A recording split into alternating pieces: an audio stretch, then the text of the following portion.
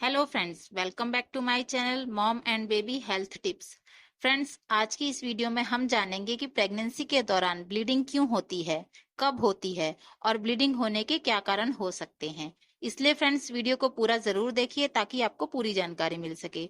Video अगर helpful लगे तो एक लाइक और शेयर जरूर करें। हमारी ये वीडियो पहली बार देख रहे हैं तो चैनल को सब्सक्राइब करके बेल नोटिफिकेशन भी ऑन कर लें ताकि आगे आने वाली सभी वीडियोस की नोटिफिकेशन सबसे पहले आपको मिल सके। देखिए फ्रेंड्स, प्रेगनेंसी के समय ब्लीडिंग होने के बहुत सारे कारण हो सकते हैं। लेकिन जिस भी लेडीज को प्रेगनेंसी के दौरान ब्लीडिंग होती है वो बहुत परेशान हो जाती हैं। पर कई कारण ऐसे हैं जिनमें आपको चिंता करने की जरूरत नहीं होती। कुछ ही ऐसे स्पेसिफिक रीजन होते हैं जिसमें आपको तुरंत डॉक्टर के पास जाने की जरूरत पड़ती है। सबसे पहले हम जानेंगे कि पहली तिमाही में अगर आपको ब्लीडिंग हो रही है तो उसके क्या कारण हो सकते हैं।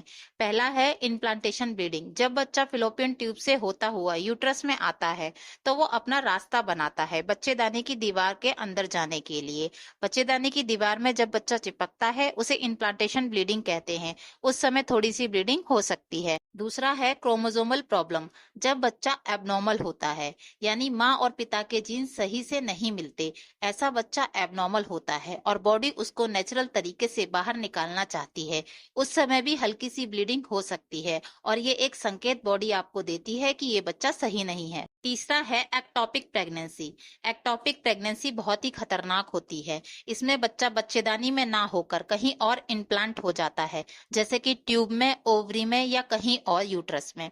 तो ऐसे में भी हल्की ब्लीडिंग आपको हो सकती है। इसलिए जैसे ही आपको पता चलता है कि आप प्रेग्नेंट हैं तो तुरंत डॉक्टर के पास जाएं और जब भी डॉक्टर आपको सोनोग्राफी करने के लिए बोलें तो उसे जरूर कराएं ताकि उससे ये पता चल सके कि ब्लीडिंग होने का क्या कारण है, कहीं आपको एक्टोपिक प्रेगनेंसी तो नहीं है। चौथा कारण है हार्मोनल प्रॉब्लम। बच्चा जब माँ के पेट में होता है तो उसे पोषण कैसे मिलता है, ये सब हार्मोनल चेंजेस होने की वजह से होता है। माँ के शरीर में प्रेगनेंसी में कुछ इंपॉर्टेंट हार्मोन्स होते हैं जैसे एससीजी, प्रोजेस्टेरोन।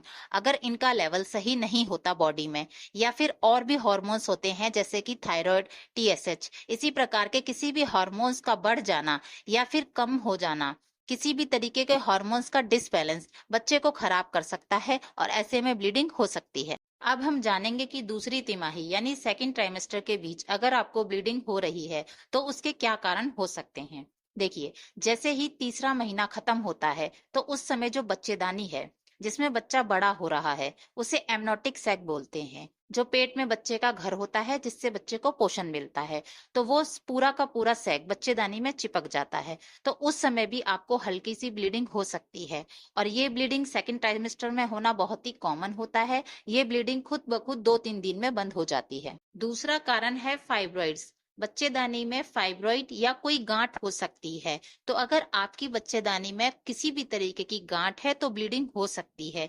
ये एक इंडिकेशन है कि बच्चेदानी का एटमॉस्फेयर सही नहीं है। फ्रेंड्स, अगर आप जानना चाहते हैं कि फाइब्रॉइड्स क्यों होते हैं, कैसे होते हैं, इस पर अगर आप जानकारी चाहते हैं तो हमें कमेंट्स बॉक्स में जरूर बताएं। तीसरा कारण है सर्वाइकल इनकॉम्पिटेंस, जिसमें बच्चेदानी का मुंह टाइम से पहले खुल जाता है। ये दूसरी तिमाही में हो सकता है, जिसमें बच्चेदानी का मुंह खुल जाता है और ब्लीडिंग होने लगती है, जिससे अबॉर्शन भी हो सकता है। ये वो कारण है जिनकी वजह से आपको दूसरी तिमाही में ब्लीडिंग हो सकती है। अब हम जानेंगे तीसरी तिमाही यानी थर्ड ट्राइमेस्टर के बीच अगर आपको ब्लीडिंग होती है तो क्या कारण हो सकते हैं। तीसरी तिमाही में आंवल की एबनॉर्मलिटी की वजह से ब्लीडिंग होना बहुत कॉमन है।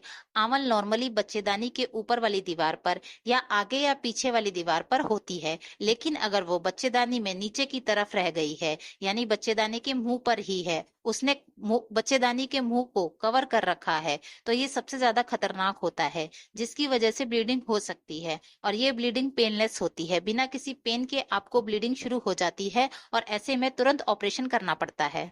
दूसरी तरह की ब्लीडिंग जो बहुत कॉमन है तीसरी तिमाही में होना, वो है प्रीटर्म लेबर, यानी बच्चेदानी का मुंह टाइम से पहले खुलना शुरू हो जाता है।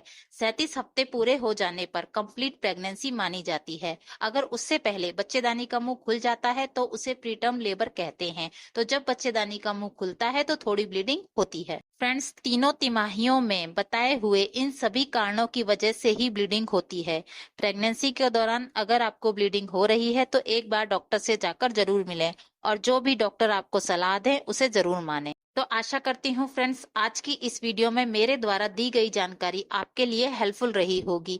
वीडियो अच्छी लगी है तो एक लाइक, शेयर और चैनल को सब्सक्राइब जरूर करें और कोई भी क्वेरी है तो हमें कमेंट बॉक्स में जरूर बताएं। मैं पूरी कोशिश करूंगी आपके सभी क्वेश्चंस का जवाब दे सकूं। मिलते हैं एक और नए वीडियो में एक और नए टॉपिक के साथ। तब तक के लिए स्टे हैप्पी एंड हेल्दी।